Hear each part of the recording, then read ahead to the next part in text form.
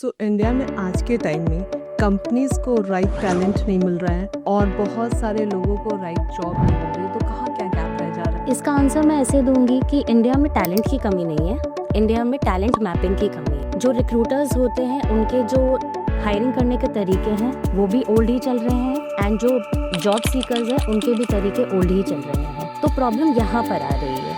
जो job seekers हैं वो अपना रेज्यूमे अभी भी फ्री में बनवाना चाहते हैं, साइबर कैफे से बनवाना चाहते हैं, एक दूसरे का कॉपी करना चाहते हैं एंड जो रिक्रूटर्स हैं वो जॉब डिस्क्रिप्शन अभी भी वैसे ही कॉन्सेप्ट में लिख रहे हैं जैसे पहले लिखते थे कई सालों से। So I think right talent mapping अगर होगी, वैल्यू प्रोपोजिशन देखा जाएगा लोगों का, तो वो गैप भी धीरे धीरे फिल हो जाएगा। तो जॉब डिस्क्रिप्शन में क्या मिसमैच आ रहा है? तो होता क्या है, फॉर एग्जाम्पल जॉब डिस्क्रिप्शन में लिखा है कि हमें बैचलर्स ज़रूरी है, बट वो कॉल किसी भी कैंडिडेट को कर देते हैं जिन्होंने बैचलर्स की भी नहीं है। तो आप वही लिखिए पर्टिकुलरली जो आपको नीडेड है। एक्स्ट्रा अगर आप एक्सपेक्ट करते हो कि बहुत सारे क्वालिफिकेशंस हो एक ही बंदे में, तो वो पॉसिबल नहीं है।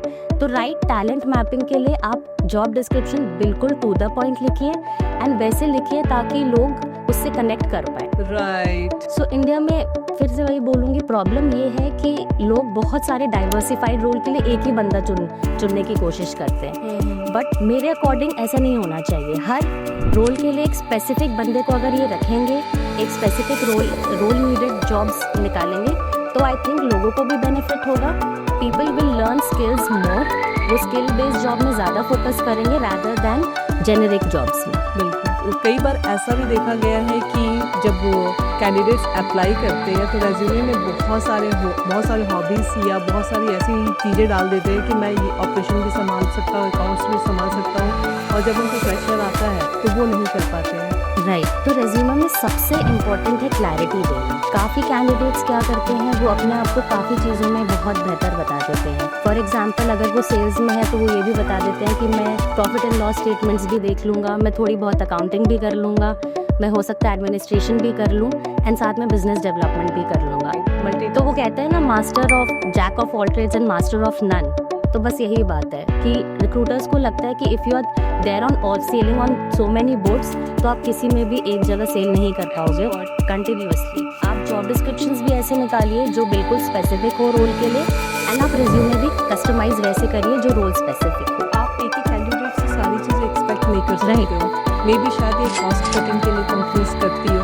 Right, that's the right reason कि ये आजकल एक्सपेक्ट करते हैं कि सेल्स वाले को मार्केटिंग भी आनी चाहिए, सेल्स वाला बिजनेस डेवलप भी कर ले, जबकि आप देखोगे sales and marketing are very different from each other. Companies की सेल्स अलग होती है, अगर आप कंपनी चेंज करते तो प्रोडक्ट्स भी और सर्विसेज भी चेंज हो जाते हैं। तो ऐसे केसेस में ट्रेनिंग कितनी जरूरी है?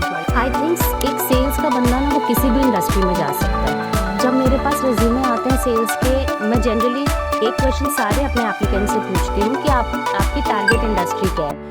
बट 90% केसेस में सेल्स वाले मुझे कहते हैं कि हमें अपना टारगेट इंडस्ट्री नहीं पता, हम सब इंडस्ट्री में जा सकते हैं। इवन आई अग्री कि सेल्स वाले जो कैंडिडेट्स होते हैं वो कहीं भी जा सकते हैं। ये ऐसी क्वालिटी होती है कि वो कन्विंस कर लेंगे। राइट। इट्स जस्ट दैट उसके भी दो सेगमेंट होते हैं कि आपको डायरेक्ट कस्टमर से डील करना है कि कॉर्पोरेट से डील करना है। वो डिफरेंट है in the terms of functional area and domain, but otherwise sales आप किसी भी कंपनी में कर सकते हो, बी IT, FMCG, FMCG, आप किसी में भी जा सकते हो।